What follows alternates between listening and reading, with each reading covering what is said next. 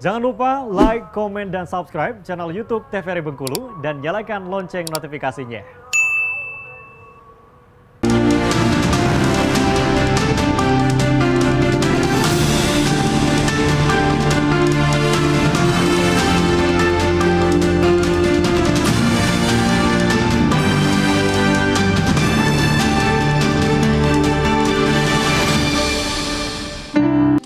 Assalamualaikum warahmatullahi wabarakatuh. Selamat sore pemirsa, apa kabarnya? Semoga diberikan kesehatan dan kelancaran dalam menjalani aktivitas pada hari ini. Senang sekali saya Viva Manca dapat memandu acara kita pada hari ini di Berendo Ruang Seni dan Budaya. Hari ini tentunya Kamis 3 Agustus 2023. Kita akan membahas mengenai tema pada hari ini yaitu seni kerajinan tangan. Dan untuk itu tentunya kita akan membahas bersama pengrajin yang sudah kita hadirkan pada hari ini. Kita sudah kedatangan Olivia Ugi Zakia. Halo Mbak.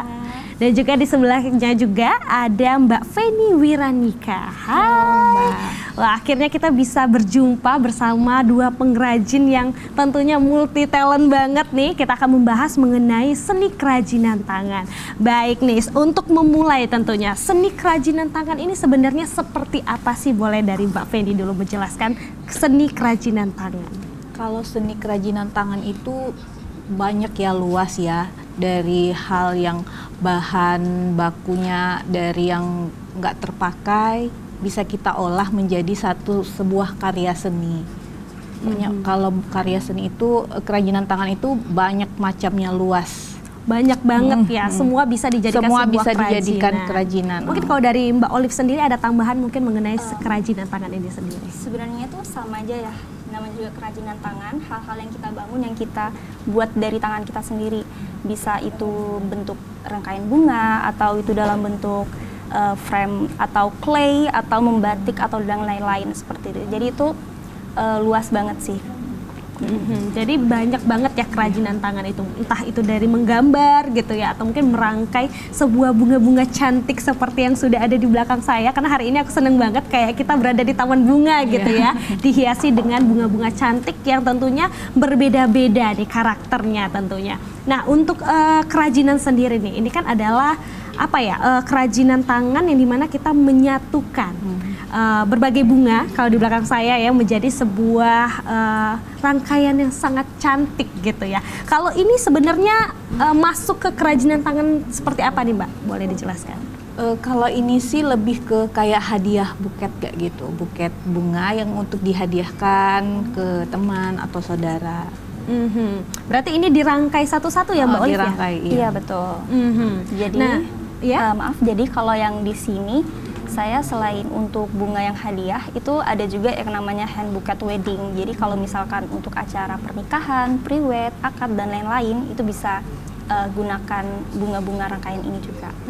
Berarti ini bisa menjadi sesuatu yang indah kalau buat wedding itu dipegang biasanya ya, pengantin wanita memegang rangkaian bunga untuk mempercantik dia berdiri gitu ya. Nah, tapi kalau untuk rangkaian sendiri nih, kalian ketika merangkai ini perlu skill khusus nggak sih? Boleh dari Mbak Olive dulu. Oke, kalau sebenarnya ya, kalau namanya seni sebenarnya tuh bebas cara kita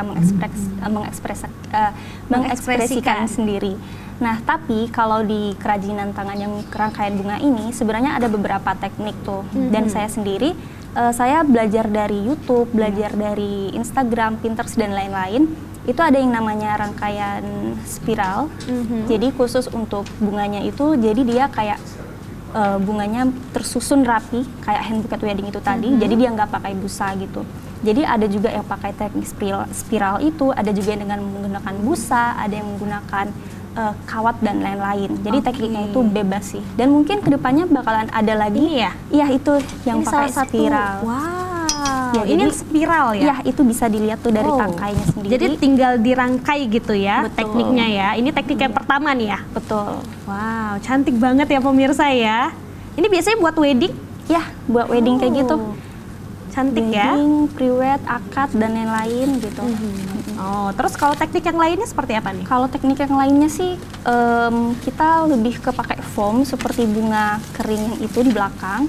Selain pakai foam, sama kayak ini kali ya yang punya mbaknya itu juga pakai foam warna kuning ya.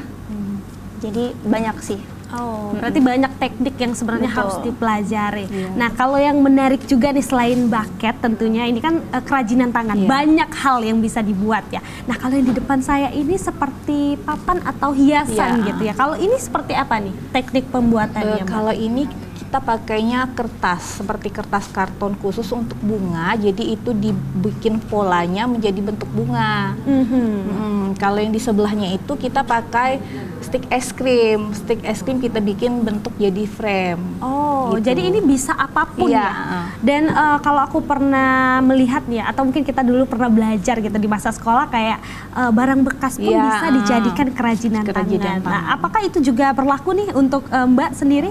Iya sih, ada beberapa yang selain ini kan aku ada bisnis lain kan, jadi ada beberapa bahan baku itu yang sisa-sisa itu yang sayang dibuang, jadi kita diolah lagi yang bisa menghasilkan produk baru lagi, yang jadi bahan-bahan baku yang itu nggak terbuang Begitu sia-sia. aja ya. Gitu ya, jadi diolah lagi jadi produk lagi gitu. Benar, tentunya pinter-pinter kita Iya. sebagai seorang pengrajin tentunya ya untuk bisa memanfaatkan seperti apa nih nantinya sebuah hiasan ini bisa dihadirkan. Nah, kalau misalnya kita melihat di depan ini kan ada kertas yang dibuat ya. Tentunya ya, seperti bunga gitu. Waduh, ini kayaknya repot gitu ya.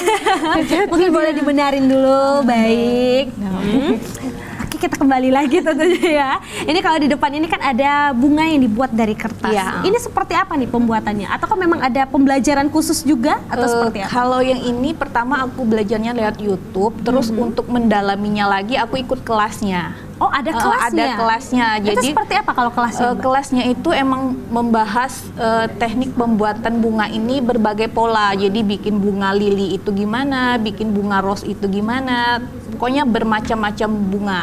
Bikin dari mulai bikin putihnya, kelopaknya sampai daun-daunnya gitu. Oh, itu ada kelasnya. teknik Iya. khususnya ya, Mbak ya. Wow, ternyata kerajinan yang kita kira hanya ada di pikiran imajinasi kita ternyata sudah bisa dikembangkan menjadi sebuah workshop gitu ya. Pembelajaran juga kursus untuk teman-teman yang memang membutuhkan atau mungkin bingung nih bagaimana sih bisa jadi secantik itu. Berarti untuk kerajinan ini sendiri memang sudah ada ya, Mbak ya sebelumnya. Iya, sudah ada.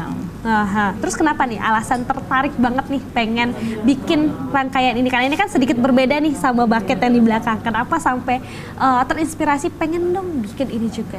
Kalau aku sih balik lagi ke hobi ya. Jadi pengen bikin sesuatu yang beda dari yang lain gitu. Jadi lihat-lihat di medsos gitu kan, ketemu kayak gini, oh ini gimana, ini cantik ya gitu. Jadi lihat ada yang menarik yang belum ada di sini, jadi dicoba. Dicoba terus dicari tekniknya gimana, dicari kelasnya, akhirnya jadilah sebuah produk ini.